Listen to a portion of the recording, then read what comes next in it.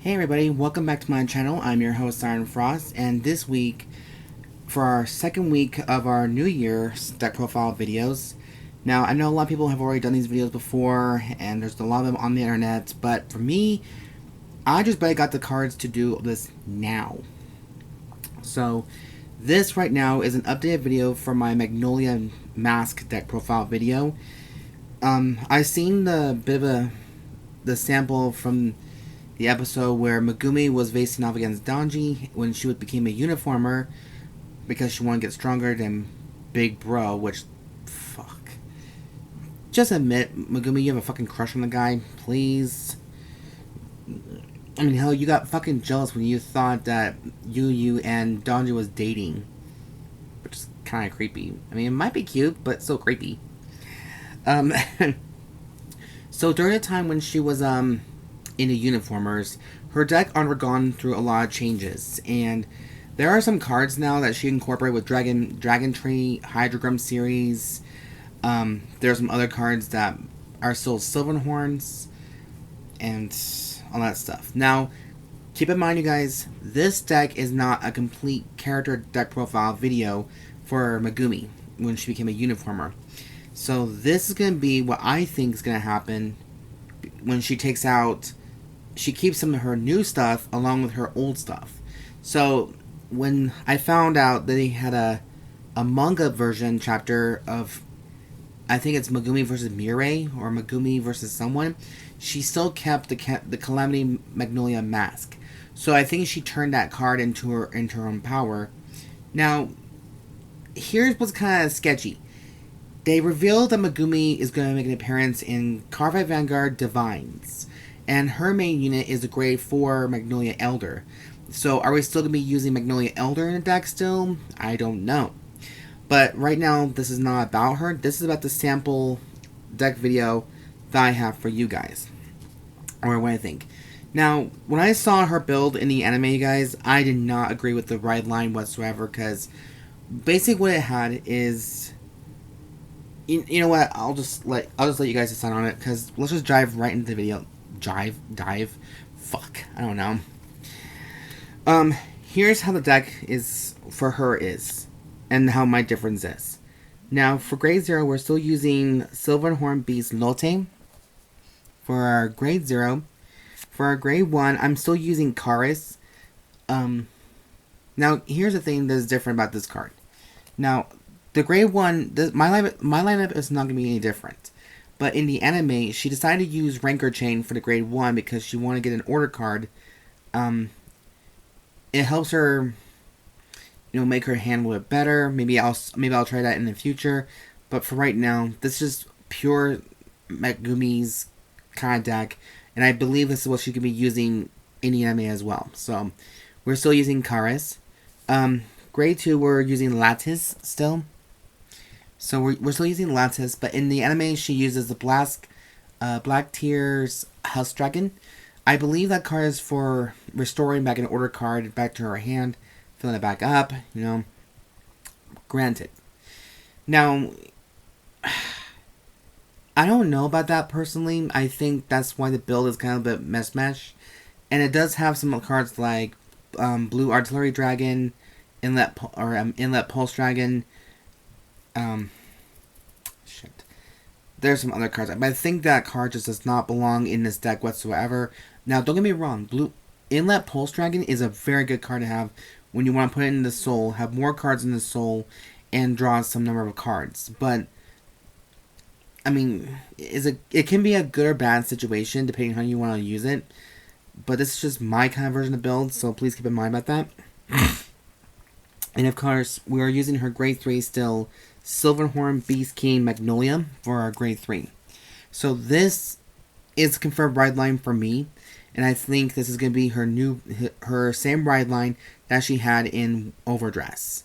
So from there to Will Dress, this might be the same thing because it goes with her Silverhorn Beast deck pretty much well. Maybe in the future we'll try some of the new units as well, because I heard they're making a lot more Silverhorn Beasts for Megumi. So we'll just see what happens. Maybe they'll incorporate a lot of things, with including the new Energy Charge, Energy Blast, system that we're beginning. So we'll just see what happens. And yes, I am using still Team Blackout because guess what? She is now the new leader of Team Blackout in the final season of Season 3 of Wildress. And since Yu now is going on his adventures, maybe going overseas, trying out different units, meet different people, so he's finally got the courage now to go and carve his own path in life. Now, will we see him again in Divines? I am not 100% sure, you guys. Oh, before I almost did forget this too. This deck profile is also being incorporating the new 50 card rules, so we have 54 cards total in the deck. So we have the 4 cards for the ride line, now for a full 50 card deck for our main deck, which I think is very much spectacular. And it's very quite even actually, not symmetrical. Now, of course, my trigger lineup for all my decks is still the same. And I know you're all being tired of seeing the same thing, like, damn, Celine, you still got all the damn trigger lineups. Well, maybe I'll branch out and see what's good, but for right now, I like to have a lot of variety. And so far, it's been doing pretty well for me. For heal triggers, we're still playing 2 copies of Ziatorag for our trial deck heals / festival collection heals that are more prettier. We have the Fairy Asher for our double standing Vanguard trigger. And we also have the non-trigger critical effect, or original critical bouncer, or whatever you want to call this thing, the Alchemic Hedghog. It's for our last heal trigger. Now, I know a lot of people may not like these 2 cards in particular because of their 10k value, but their effects do make up for that as well. So it's like kind of half. Taking away 5,000 and put it into an effect. There you go. And of course, we're using draws, so does 2 Lenas, 7 criticals, which is going to be 3 Jackalopes, 4 copies of Alana, 2 copies of Frenzied Heiress for our fronts, just so we can have that 20k shield value, and finally we have Blessfavor for our over trigger. So that's just this is just a nice little variety to have. You know, people like to go for 8 criticals, 3 draws, or 3 fronts, whatever you want to prefer, and 4 heals. But I believe that you need to incorporate a lot of things, different options, different ideas, deck choices, and all that stuff. So that's why I decided to use this. So that's the trigger lineup. Now, for our grade 1s, we have 12 grade 1s in his deck. So we have 4 copies of Silverhorn Bee's Serene. This is from the Set 7 collection, and I believe I never really incorporated the update quite yet from Megumi, so I have no problem reading this for you guys. When this unit is placed on rearguard from hand or deck, okay, if you have a Vanguard with Silverhorn Beast in its card name, Soul Blast 1, look at the top 5 cards of your deck, choose up to 1 card with Magnolia in its card name from among them, reveal it and put it into your hand, and shuffle your deck. I'm going to assume that you're going to put the rest of the cards back in the deck and shuffle. If you have a grade 3 Vanguard with Magnolia in its card name, your Persona Right also increases the power of your back row units. So, and of course, we are using Persona Right abilities, so that's why this guy is very, very good to have. Now, I was thinking about putting a 4 of him, but because I want to try something new and different. But I do like that effect a lot. So it stays. Also, for the last main grade 1s in the deck, we have 4 copies of Dragontree, Wretch, Bist, Aryatvas? I don't know. I don't know what you want to say. But this card here is from the Set 9 collection. When this unit is placed on rearguard, counterblast 1. Choose one of your rearguards without a Dragontree marker and put a Dragontree marker on it. It's a 1 turn only, so if you have a Vanguard with grade 3 or greater, counterblast 1 and soul blast 1, choose a normal order from your drop and put it into your hand. Wait, really? Are you fucking serious? Oh, God, this is kind of... Okay.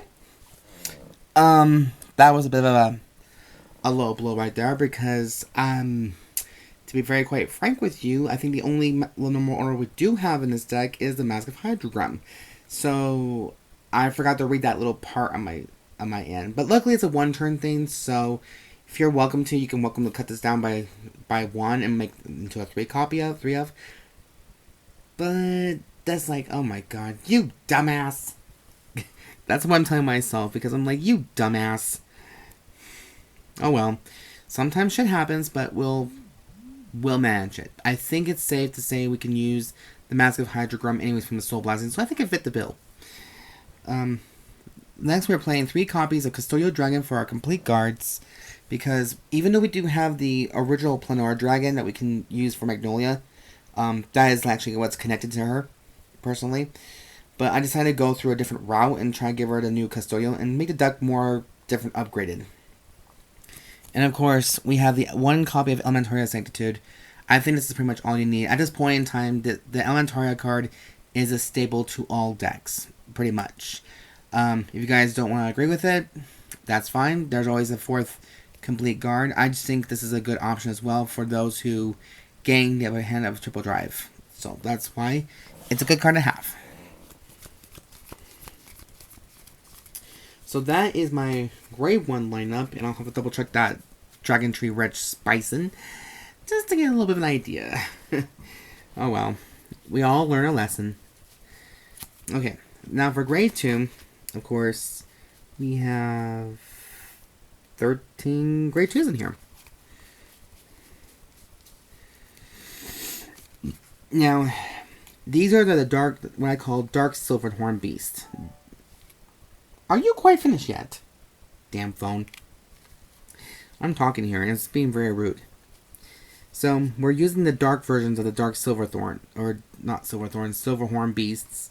For our 4 copies, we are playing 4 of them, is Silverhorn Beast Labart. Labart is a very not so expensive card. You can actually get him like for pretty damn cheap, and you know, he's just comes in a box and he's rare. But basically what he does, he's from the set 10 collection. When this unit is placed on rearguard, if you have 3 or more Dragontree markers on your rearguard circle, Counterblast 1, Soul Blast 1, and draw a card. So, he just helps you get some draws in there anyways. So, either way, you know, despite that little mishap we have from the Bison because of my dumbass right there, this card will make up for the Soul Blasting. So, if you have a Mask of Hydragrum in the Soul, there you go. There's a little back and forth right there, so it'll help. Hopefully that can be working. Next up, we have 3 copies of Silverhorn Bees, Cornebs. Right there. Again, this is from the set 10 collection. If this unit is on rearguard with Dragontree marker, this unit gets this skill. When this unit intercepts, this unit gets 5k into the end of turn into that battle, and plus 5,000 power. Okay. So as long as it's on a Dragontree marker, you can actually give this unit 5,000 power, and it'll become a 15k attacker and a defender if you wanted to. Right there. Now, here is a card that is a partner for Magnolia Masques.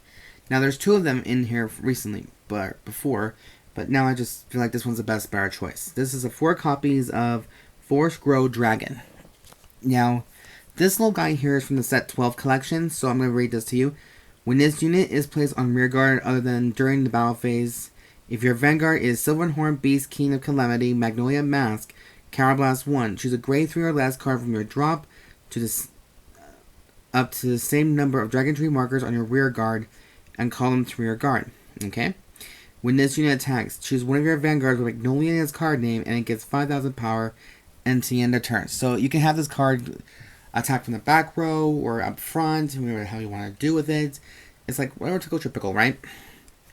And then finally, for another Dragontree Wretch, we are still using 2 copies of Death Ulith. That's all I can afford right now. I realize that this card is like around, like up to $9, I think. Like, why is he so damn expensive?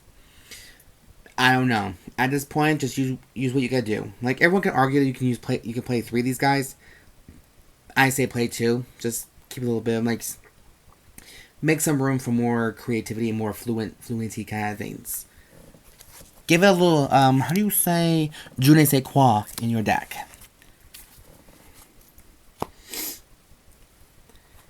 But that was for the grade 2. Now, grade 3s. Of course, we're playing 9 grade 3s in this deck. Now, here comes the main boss in the deck as well. We're playing 4 copies of Silverhorn Beast King of Calamity Magnolia Masques. Now, he's a new guy from set 12, so I don't have a problem reading this. This card can only be written from a grade 3 card Magnolia's card name. Okay. During your turn, all your rear guards on rearguard circles with a Dragontree marker can attack from the back row and get 10,000 power. Okay, remember, for that turn only, so you can have a multiple attack. This is where it gets kind of tricky. Now, it's add to skill. Remove a card with Magnolia's different card name from the hand, soul, or draw, and this unit gets, when your rearguard attacks a Vanguard from the back row, choose one of your opponent's rearguards and retire it and end the turn. So, it's anytime a rearguard attacks from the back row is when they start retiring. So this thing is very deadly to your plays and may or may not be a good thing to have. So basically, it's a card that causes literal calamity.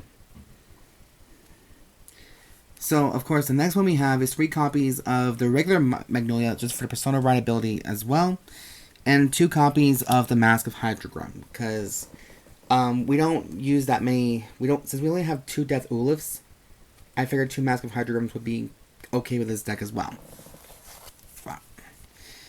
That's what I personally believe. And let's see. So that is it for the updated video for you guys as well. For this deck. Oh, and I also almost did forget. I am playing 6 Dragontree markers in the deck as well, just to give a bit of an idea. So, fuck it. Hold on, guys. This doesn't look that great. So we're just gonna go like this. Just 50 card decks right here. 4 cards right here. Pretty much this is all it. So anyways, that is the update for the Magnolia Mask deck profile video for you guys. I hope you guys did enjoy this video very much. So this has been very tricky for me to do, but I think I do kind of like it, just the way it's like now meshing together and like just making more of like a powerhouse kind of thing. And I think it might be a little bit more fun. So we'll see. Now, that's up for the video for you guys. Now, if you do like the content I do create on this channel, please subscribe to my channel. Comment down below what your thoughts are. Thumbs up, show some love for this channel and show some thumbs ups and all that stuff. And you know, if you guys have any questions about Magnolia, just leave a comment down below and I'll just answer them. You know, it's a fun thing for me. Making these deck profiles is actually pretty fun for me, and that's why I get a little annoyed because I don't have all the materials to create a deck profile update sometimes. Now, with everything kind of going on, I think I might be doing it more better, and I'm gonna try to speak more slowly as much as I can. Anyways, you guys, that's it, and hope you guys have a good night.